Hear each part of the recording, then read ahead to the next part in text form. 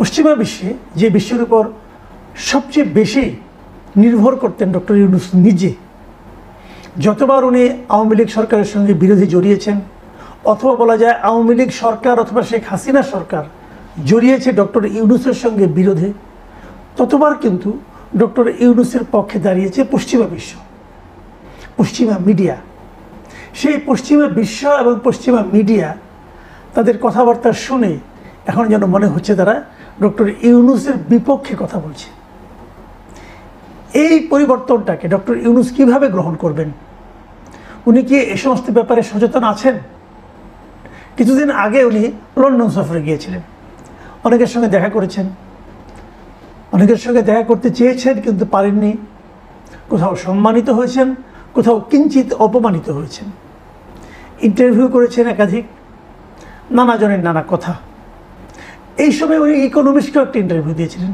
সেই ইকোনমিস্টে, দ্য ইকোনমিস্টে দুদিন আগে তারা এই বাংলাদেশের প্রসঙ্গ নিয়ে তাদের একটা রিপোর্ট প্রকাশ করেছে।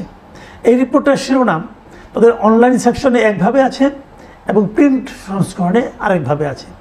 প্রিন্ট সংস্করণে লিডার্স শাখায় এটার শিরোনাম হয়েছে আনব্যান দ্য আওয়ামী লীগ, মানে আওয়ামী লীগকে ব্যান না করা, এই ছিল শিরোনাম।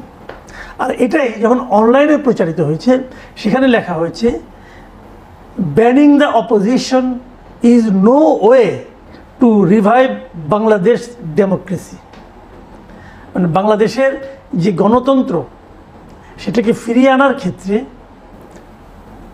বিরোধী দলকে ব্যান করা কোনো পথ হতে পারে না। বুঝতে পারছেন, ডক্টর ইউনূস এ সময়ে রাজনৈতিক অঙ্গনে সবচেয়ে বড় যে স্টেপটা নিয়েছেন সেটা নিয়েই উনি সবচেয়ে বেশি বেকায়দায় পড়ে গেছেন। উনি আওয়ামী লীগকে ব্যান করে ঠিক করেননি। হয়তো বলবেন আওয়ামী লীগকে তো ব্যান করা হয়নি। হ্যাঁ, ব্যান করা হয়নি, কিন্তু আওয়ামী লীগের কর্মকাণ্ডকে, রাজনৈতিক কর্মকাণ্ডকে নিষিদ্ধ ঘোষণা করা হয়েছে যতদিন পর্যন্ত না বিচার হয়। তো বিচার তো আর কালকে হচ্ছে না। এই বিচার হতে যদি 5 বছর লাগে, তো 5 বছর আওয়ামী লীগ কোনো রাজনৈতিক কর্মকাণ্ড করতে পারবে না।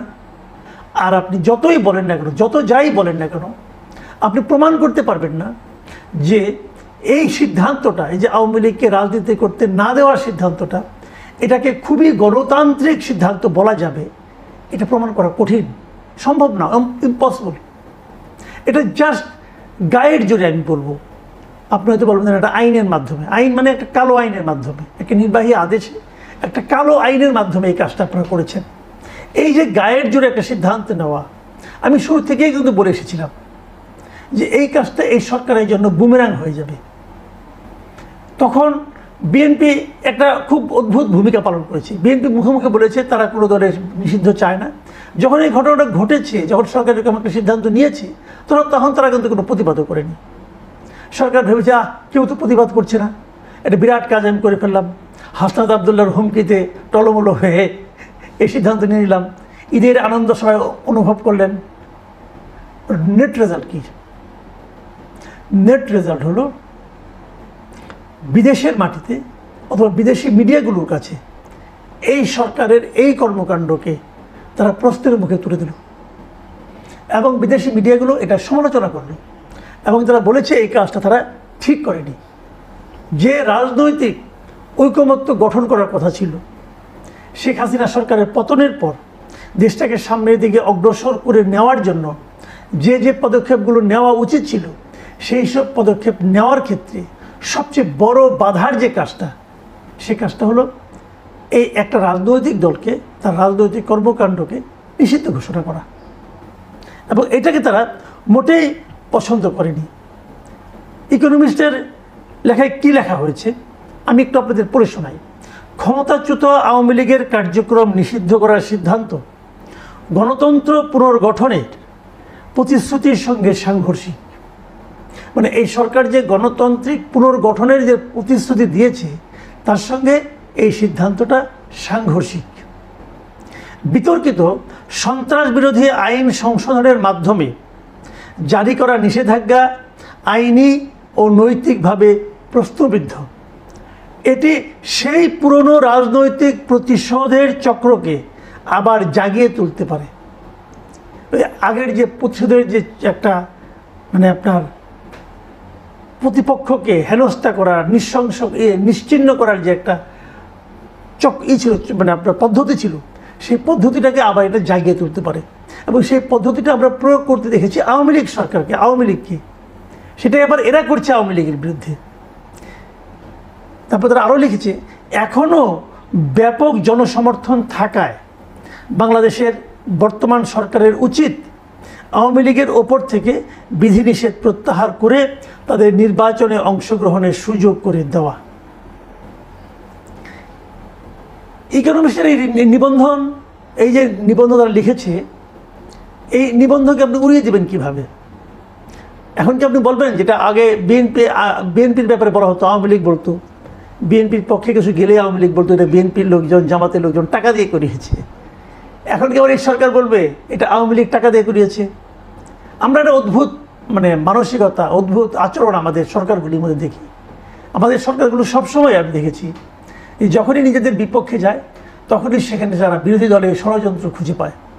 এখন ইকোনমিস্টকে সেই ষড়যন্ত্রের মধ্যে ঢুকে গেল কিনা এটা ডক্টর ইউনূস নিজে ভালো বলতে পারবেন। তবে ইউনূস সাহেবের গ্রহণযোগ্যতা পশ্চিমা বিশ্বে যে একটা বড় ধরনের ঝাঁকুনির মুখে পড়েছে, এতে আমার কোনো সন্দেহ নেই। দেখুন, এটাতে পুরো এই ইউনূস সরকারের 11 মাসের যে কর্মকাণ্ড তার বিশ্লেষণ করা হয়েছে। কি কতটুকু পেরেছে, কতটুকু পারেনি, অর্থনৈতিক খাতে কেন ভালো করেছে, চীনের সঙ্গে চীনের দিকে ঝুঁকে পড়ার ব্যাপারটা বলেছে, চীনের দিকে ঝুঁকে পড়ুক এটা বাংলাদেশের অনেকেই চায় এটাও বলেছে। আবার পাশাপাশি এটাও বলেছে চীনের সঙ্গে ঝুঁকে পড়লে সেটা যুক্তরাষ্ট্রের সঙ্গে সম্পর্কের ক্ষেত্রে ক্ষতিগ্রস্ত হতে পারে, এটাও বলেছে। আবার তারা আরেকটা কথা বলে, তারা একটা জরিপ করেছে। তারা বলেছে যারা যারা নাকি নির্বাচনে এরই মধ্যে ভোট দিবে বলে সিদ্ধান্ত নিয়েছেন তারা তাদের মধ্যে একটা জরিপ করেছে। এবং সেই জরিপে কী হয়েছে, মাত্র 5% লোক এনসিপিকে সমর্থন করেছে, এইটা তাদের দাবি। মানে যে এনসিপি নতুন হয়েছে, ডক্টর ইউনূসের বদান্যতায় গড়ে উঠেছে, যাদের দাবির প্রেক্ষিতেই মূলত আওয়ামী লীগকে নিষিদ্ধ করা হয়েছে, সেই দলটির পেছনে মানুষের সমর্থন মাত্র 5%। এটা ইকোনমিস্টের হিসাব। সেখানে বিএনপির সমর্থন হলো 42%, জামাতে ইসলামের সমর্থন হলো 32%। এবং আওয়ামী লীগ নির্বাচনে অংশ নেবে না এটা তারা জানে, জেনে তারা আওয়ামী লীগের পক্ষে কিছু বলার সাহস পায়নি অথবা ভয় পেয়েছে। তারপরেও একটা বড় অংশ তারা সাহস করে বলেছে যে তারা আওয়ামী লীগকে ভোট দিবে। সেই সংখ্যাটা কত? সেই সংখ্যাটা 14%। আওয়ামী লীগ ইলেকশনে করবে না, তারপরে তারা আওয়ামী লীগকে সমর্থন দিচ্ছে। যদি আওয়ামী লীগ ইলেকশন করতো, যদি আওয়ামী লীগকে সমর্থন করাটা আইনগতভাবে অপরাধ না হতো, তাহলে এই সমর্থনটা কোথায় যেয়ে দাঁড়াতো? এমন একটা দলকে আপনি নিষিদ্ধ করে দিয়েছেন, সেটাকে গণতান্ত্রিক দেশগুলো ভালোভাবে নেবে আপনি কিভাবে আশা করেন? ইকোনমিস্টের মতো পত্রিকা যখন সরকারের এভাবে সমালোচনা করে, ইকোনমিস্টের মতো পত্রিকা যখন বলে যে কোনো দলকে নিষিদ্ধ করা গণতন্ত্রের দিকে যাওয়ার পথে কোনো ভালো কাজ নয়, তখন বুঝতে হবে ডক্টর ইউনূসের গ্রহণযোগ্যতা সারা দুনিয়াতেই কমে যাচ্ছে। তখন বুঝতে হবে যে প্রতিশ্রুতি, গণতন্ত্রের যে প্রতিশ্রুতি দিয়ে ডক্টর ইউনূস দায়িত্ব নিয়েছেন, তিনি সেই প্রতিশ্রুতি পালনে মর্মান্তিকভাবে ব্যর্থ হতে যাচ্ছেন। প্রিয় দর্শক, এখনও যারা আপনারা ডক্টর ইউনূসের উপরে আশায় বুক বেঁধে আছেন, তাদেরকে আমি বলবো ইকোনমিস্টের এই প্রতিবেদনগুলো এবং ওয়েস্টার্ন ওয়ার্ল্ডের যে মিডিয়া আছে তাদের প্রতিবেদনগুলো পড়ে দেখেন।